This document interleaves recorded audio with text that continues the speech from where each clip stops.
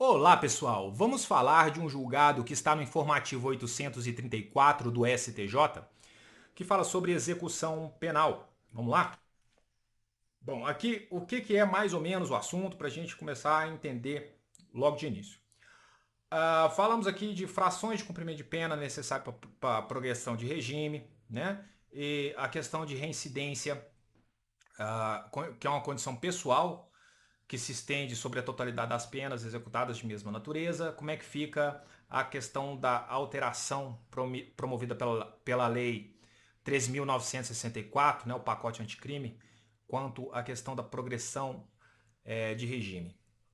Vamos lá então ver o que consta do destaque. O destaque diz o seguinte: com as alterações promovidas pela Lei 13.964 de 2019, a reincidência somente atingirá delitos da mesma natureza, diferenciando-se entre delitos comuns e hediondos ou equiparados. Então, os delitos comuns, eles podem ser cometidos com ou sem violência, os hediondos ou equiparados, com ou sem resultado morte. Então é essa que é a divisão aí. Certo? E aí a reincidência somente atinge delito da mesma natureza. Beleza. E aí a fundamentação começa nos dizendo o seguinte: a intangibilidade da sentença penal condenatória transitada em julgado não retira do juízo das execuções penais o dever de adequar o cumprimento da sanção penal às condições pessoais do réu. Certo? Então, essa adequação feita pelo juízo da execução não configura violação da coisa julgada que foi feita pelo juízo do conhecimento lá no processo penal originário, certo? Lá na fase de conhecimento.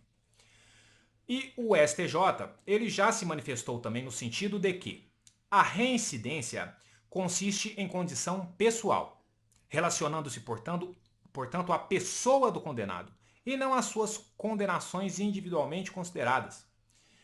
Como tal, a reincidência deve segui-lo durante toda a execução penal, não havendo falar sequer em ofensa aos limites da coisa julgada quando não constatada pelo juízo que prolatou a sentença condenatória, mas reconhecida pelo juízo executório. Então, essa questão de não ter sido dita expressamente pelo juiz do conhecimento não impede que seja ali reconhecida pelo juiz da execução. E aí, o que aconteceu no caso concreto? O tribunal de origem não destoou do entendimento do STJ, então fez certinho.